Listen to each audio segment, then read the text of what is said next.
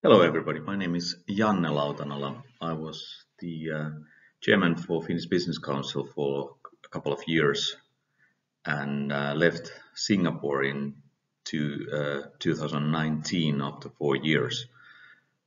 This is a presentation about my experiences of living and actually after 4 years leaving the Wonderland we called Singapore, and here are some hints and tips about what you should be taking into account when you're coming back to Europe and specifically to Finland.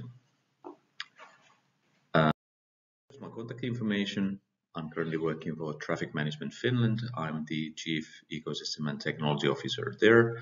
Here's also my LinkedIn profile and Twitter handle should you want to follow me. But going on to the actual presentation, some introductory words, some words about preparation for leaving Singapore and also preparation hints and tips for landing to Finland, entering into Finland, and some final words. And of course we can have also some discussion online about what do you think about this presentation. Let's get started. So kind of coming back or leaving your work in Singapore will be a big change, but I'm pretty certain you will manage.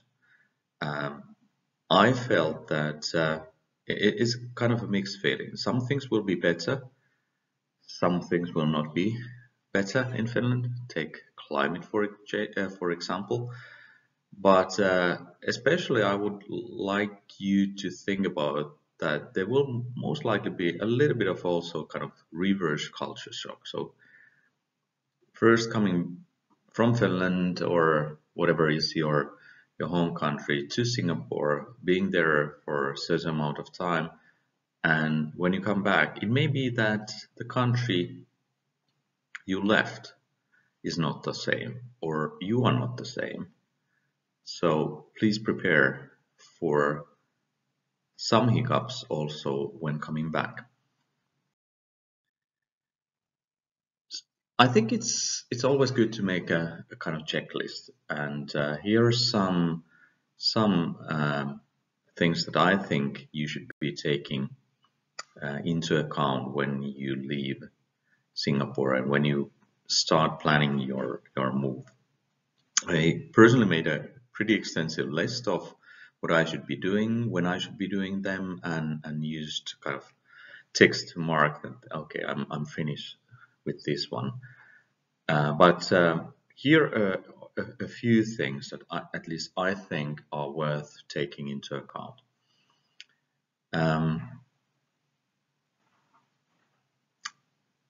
First of all, think about who you should be informing. So create an inventory of the relevant parties and inform them early enough. And also kind of have a discussion, check their expectation, what are the potential implications if and when you leave the country and enter your home country. So things like your employer might have a say about you leaving, your landlord, the schools, the utility providers, the telcos, IRAS, taxis, and do some pre-research and think about kind of what is the contract terms, and if there's a clause, how much beforehand you need to inform and things like that. But first of all, make the inventory, make some early checks, and then you know better kind of what things should be taken into account when you do your planning. Cars or other long-term leases are things that should be kind of planned early enough. Inform the lease company or your landlord and things like that. And many of us have quite a bit of unnecessary material, whether that's furniture or stuff like that. The earlier you start selling, the easier it is to get rid of them and potentially even get some money when you sell those things. And moving company, make some kind of comparisons between different moving companies and book them early enough so that you can start planning your move back to Finland. There are plenty of good moving companies in Singapore who do international moves, including ones with Finns in them. So I use one and I can recommend the company, whoever is interested. Okay, the closer you come to an actual moving date, you should be doing things, more things. So 4 weeks before your actual move, you should really start going through the house and the belongings. So take one room at a time. Think about what you need to keep, what you need to throw out, what you need to give away or sell or whatever. And I think it's worthwhile being quite strict about kind of what is really needed. So old clothes, paper, things like that. It's easier to get rid of them in Singapore rather than after you land. So kind of make sure that you're not kind of moving garbage. It will cost you a lot. You probably have quite a bit of supplies in the kitchen, fridge, freezer, pantry. So kind of throw out the out of school date food and some things that might be worthwhile just giving to your friends or other people. The moving documents, it might be good to have a separate folder for them, and of course schooling, other essential services in the new location. So for example, Finland, you need to be pretty well aware of those even before the 4 weeks, but also kind of even contact them well in advance. The connection of utilities at the new place and also disconnection at the old place is worth doing well in advance. 4 weeks actually might be even too short a period for that. 2 weeks. Packing materials, it's good to have them at hand well in advance so you can actually, if necessary, start packing yourself. Make sure that the utilities like phone, internet, water, gas, power, pay TV are scheduled to be disconnected at the old house, and if you're moving to a new house, kind of connect it there. Library books, locally hired items are good to return. The moving day, it might be quite a hectic, so kind of if you have pets or children, or it might be good to think about how do you handle them. Will you personally take care of them, or is there somebody who can kind of be looking after them on the moving day? Furnitures, if you have something that need to be dismantled, do that. Screws, cords, whatever extra accessories, it might be good to kind of put them into a plastic bag or something like that so that you don't lose them easily. Newspapers, other regular home deliveries, it might be good to cancel them, and also kind of confirm the details and plans for the moving day. If you have cleaners, people kind of looking after the walls and fixing the holes and stuff like that, it's good to confirm those. All spare keys, if and when you have many of them, make sure that you are kind of putting them aside so that the new owners can get them. And actually, if you have a do-it-yourself move, you should start packing and start with the less frequently used items like toys, clothes, office items, whatever you might be having. So it's easy to start with those items that you don't really need before the move at all. Then, okay, when things become closer, things that I think you should be doing is kind of pack yourself a survival kit, like kind of kettle, tea, coffee, snacks, whatever you might be having. Money is something, chargers, for your electronic devices might be something, and you might have medicines or prescriptions or things like that. Make sure that you think about that you really can survive that 1 or 2 days when the moving actually happens. If you're using the professional packing services, they probably will kind of come 1 or 2 days before the actual move. So you need to make sure that everything is handled with that. And even if you have the movers there, you probably should be having several kind of extra moving boxes for last minute items, whether that's bedding or things like that. You would probably just forgot something and you need extra boxes for moving. Food is good, and you should be thinking about that. How do you handle that? And fridge and freezer is something that you might think about. How do you deal with those? Are you just kind of making sure that there's nothing there, or do you need a portable cooler or things like that? And power off with the utility company, that you should be kind of looking after. Most probably for the last day you don't even need the power, but so you might be scheduling the power off to be on the actual moving day. But think about what is the best way, or whether you can kind of have the power turned off after the actual move had happened, when the cleaners have been there, or how do you do that? Yes, and after the actual move, you need to make sure that the apartment is cleaned thoroughly, or have it cleaned. We spend quite a bit of time and effort to make sure that it's in tip-top shape.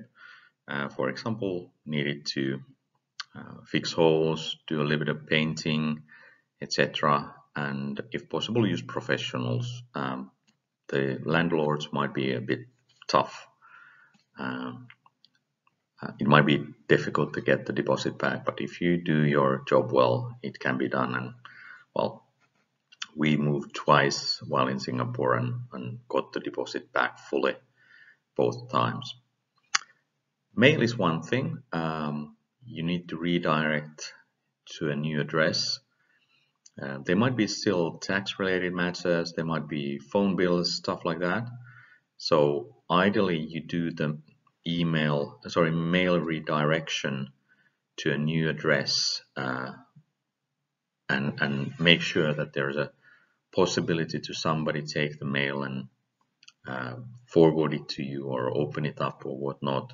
At least I got kind of mail after several weeks of my official move, so it's a bit tricky how to handle that.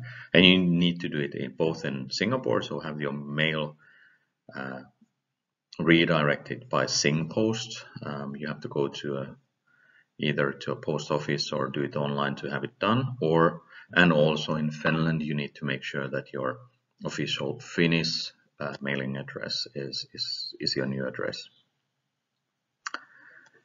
Singapore mobile number is useful to have for a few weeks. Probably you need it for the IRS filings and stuff like that. So it's actually worthwhile having it a few weeks after you move, if possible. And you might also need it for banking matters. So it's good to transfer your local funds back to your home country and cancel the account. And of course, there's the TransferWises and whatnot to be used to make sure that you don't pay extra for the transform. IRS need to be informed, so you need to prepare yourself to pay out the outstanding taxes immediately. So you have to make sure that you have enough money at hand to pay the taxes right away. There might be some corrections coming back and forth a few weeks later after you have done the final payments. And of course the MOM needs to be informed when you're moving out, so you need to make sure you cancel the EPs and dependent passes, etc. Also, that you might be having some other financial contracts like gym or club memberships or local insurances and so on. They need to be cancelled. Mobile phone, if you're leaving it behind, make sure that you are kind of copying all the contacts and important apps to your pad or new phone. And before closing the mobile number or giving the phone away, transfer all the cash away from the apps, your kind of taxi apps and stuff like that, and secure that you have all the necessary data from there. I at least have tens or dozens of power adapters or extension cords and stuff like that, so you might give them away or sell them. Probably don't need to the extent that you currently have. And kind of before or after you move, please share your new contact information with your friends and relatives and other necessary contacts. Okay, you have done your things in Singapore, but you need to also prepare for landing in Finland. So, of course, apartment is good, is necessary. So if you don't have it at hand, check oikotie.fi for rental or other apartments job. It probably takes a few weeks if you don't have the job secured in Finland. Several weeks or months. So kind of utilize your network well in advance, preferably several months before you start planning your move. Schools inform well in advance. So at least we had our kids tested for Finnish language, etc. And you need to prepare to send all possible certificates from Singapore to the school in Finland. Kela, Kansaneläkelaitos, you need to inform them well in advance to get your child allowances, etc., and making sure you're part of the Finnish social security systems. If you don't have existing bank accounts or utilities or internet connections or mobile phones or whatever, you need to re-establish them. For example, I had significant problems establishing mobile phone accounts other than prepaid. And you can check my LinkedIn for further details, but there might be some difficulties there. And one word advice, we did a kind of soft landing trip with the whole family to Finland in springtime before we moved to Finland for good in summer. And I think that kind of soft landing is a way to get the feeling for your family about, hey, how shall Finland feel like? And excuse me, it's a way to ensure that you get a feeling whether you're doing the right decision or not. But this will be waiting for you. Finland is amazing. The Finnish summer is amazing. Finland, the language, all the kind of Finnish food, fresh air. I can't further tell you how great it is to be here.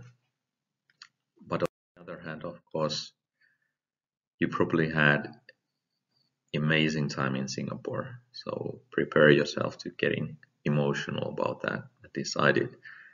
So it's a mixed feeling. On the other hand, you're thrilled about coming back to Finland.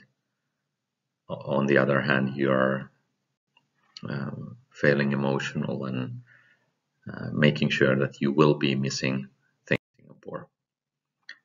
So my final words, cherish, embrace your Singapore experiences, your connections and network.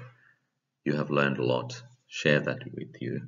Share what you have learned with other people, and make sure that you really take advantage of this great time you have spent in Singapore. Thanks very much. Bye.